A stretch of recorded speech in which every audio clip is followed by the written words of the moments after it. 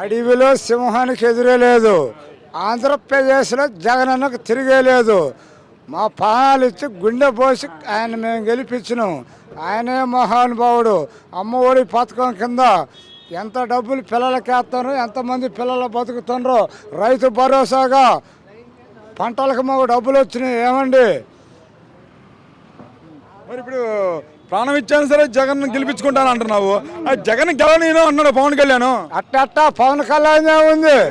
ఎవడో మీడియాలో చదివితే అట్టన్నా వాడు అమ్మట తిరిగే వాళ్ళు ఎవరు? తిక్కల పిల్లలు, చదువుకి చిన్న చిన్న పిల్లలు. అట్టా మరి ఈసారి తొక్కేస్తాను పాతానికి అన్నాడు జగన్. అట్టా అట్టన్నా ఆడ ఉంది ఎవరు? పులివెందులు పులిపెట్ట వైఎస్ జగన్మోహన్ రెడ్డి. మరి ఆ పులివెందులు పులిపెట్టిగా భయం అంటే చూపిస్తాను పవన్ కళ్యాణ్. 5 ఏళ్ళు తగుసు పట్టుకున్నది అయ్యే పని కూడా కాదు. 1 గంటలోనే చూపిస్తాడు జగన్ అన్న తలుచుకుంటే. మరి ఇప్పుడు గెలుస్తాడా మీ జగన్ అన్న? ఓకే, మా నమ్మకం అది, మా ఆశయాలు కూడా అయ్యి. మరి మీ జగన్ అన్న కోసం ఓడిటానికి 3 పార్టీలు ఏకమైనాయి కదా. వద్దు, అది తప్పు. అట్ట కూడా నన్ను పిలగాడాడు అంటుంటే నేను వెంటనే ఉండా. ఒక్క వ్యక్తే డీలుకోవాలి, ఒక్క వ్యక్తే గెలవాలి, ఒక్క వ్యక్తే డీలుకోండు. పొత్తులు పెట్టుకొని ఇవన్నీ చేసుకొని ఇది చేయటం కరెక్ట్ కాదు.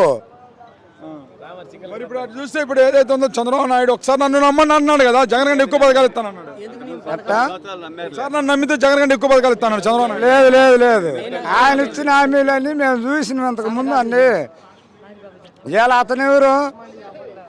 మంచి వ్యక్తి, మంచి మనిషి. మా ప్రాణాలు కూడా ఇస్తాం ఆయన కావాలనుకుంటే.